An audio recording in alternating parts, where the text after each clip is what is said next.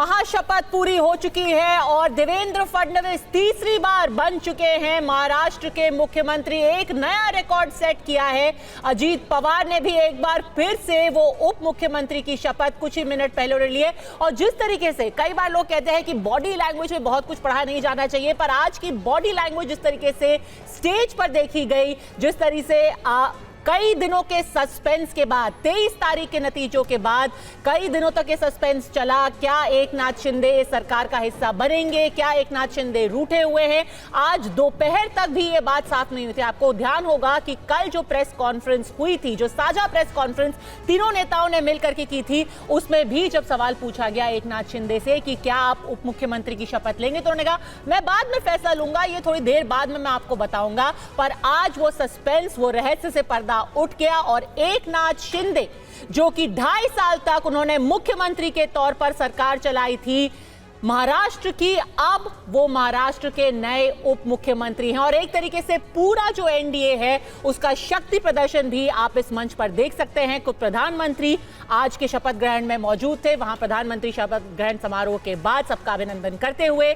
और स्टेज पर राजनाथ सिंह, अमित शाह, जितने राज्यों में मुख्यमंत्री हैं भारतीय जनता पार्टी के, उप मुख्यमंत्री, सब वहां पर मौजूद रहे थे। उनके जो सहयोगी दल हैं उनके भी मुख्यमंत्री इस शपथ ग्रहण में मौजूद रहे।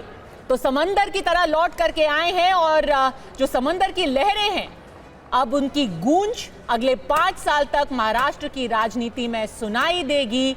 देवेंद्र फडणवीस एक बार फिर से बन गए महाराष्ट्र के मुख्यमंत्री। एक बार सुन लेते हैं शपथ ग्रहण में क्या कुछ हुआ।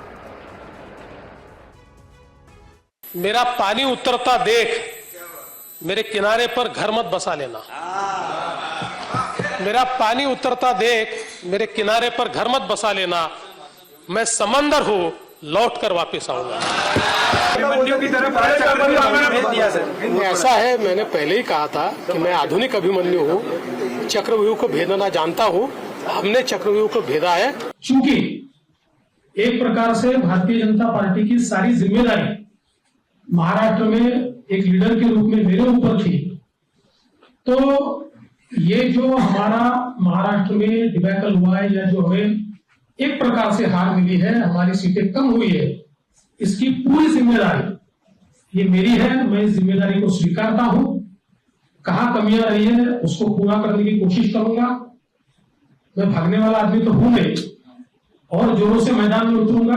जागो तो एक बार, जागो जागो तो, जागो तो एक बार हिंदू जागो तो,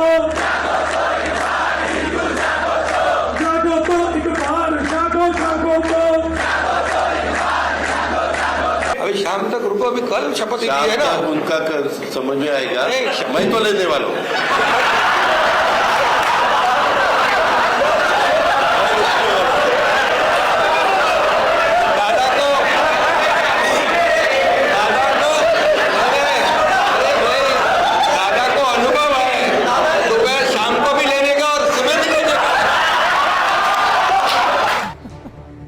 लंबा अनुभव है अजीत पवार का, और अनुभव अवधेश जी काम भी आया है। मेरे साथ चर्चा के लिए जुड़ गए हैं एक सारे हमारे पैनलिस्ट हमारे साथ जुड़ गए। अवधेश जी सीनियर जर्नलिस्ट हमारे साथ है, संजीव श्रीवास्तव जी भी हमारे साथ है, और राजेश कोटियन प्रवक्ता है कांग्रेस पार्टी के। अवधेश जी, अभिमन्यु की जो बात कही थी देवेंद्र फडणवीस ने, ये जरूर दिखाता है कि उनके लिए भी राजनीति आसान नहीं रही है महाराष्ट्र में।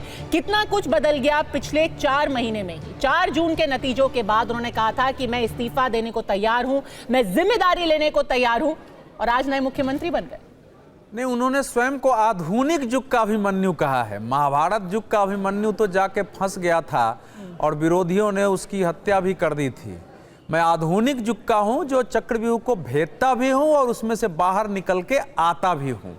ये बात सही है। कई बार ऐसी पंक्तियों में दम्भ लगता है, लेकिन 2024 लोकसभा चुनाव जिसके बारे में आपने चर्चा की, देखिए 2019 के परिणाम के बाद जो कुछ महाराष्ट्र में हुआ, एक अस्वाभाविक, अनैतिक और संभ्रम राजनीतिक विचारधारा पर भ्रम का ऐसा दौर था जो भारत की राजनीति में कम देखा गया, क्योंकि शरद पवार जी की राष्ट्रवादी कांग्रेस पार्टी, कांग्रेस तो साझेदार थी, लेकिन भाजपा से कई गुना आगे बढ़कर आक्रामक हिंदुत्व करने वाली बाला साहब ठाकरे की शिवसेना के जो नेता थे, जिनको कि बल्कि कई बार तो वो एंटी मुस्लिम पार्टी के रूप में घोषित थे। बाला साहब ठाकरे जी का तो मतदान तक का अधिकार छीना गया था।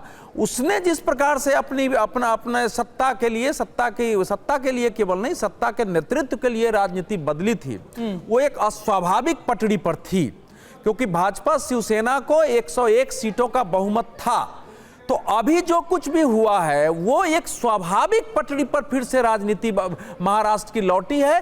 कुछ दिनों में आपको पता चलेगा कि महाराष्ट्र की राजनीति अब एक स्थिरता का आयाम ग्रहण कर चुकी है। अब उनके लिए समस्या तो थी। आपको लगता है स्थिर रहेगी कि एकनाथ शिंदे की जो नाराजगी इतने दिनों से दिख रही थी, आने वाले दिनों में कोई खटपट तो नहीं होगी? नहीं, ये बहुत मतलब आपका जो प्रश्न है पत्रकार के रूप में बिल्कुल स्वाभाविक है। मैं ये मानता हूं क्योंकि अभी भी मंत्रियों ने कोई शपथ नहीं लिया, अभी मंत्रिमंडल के ऊपर भी अभी चर्चा बाकी है।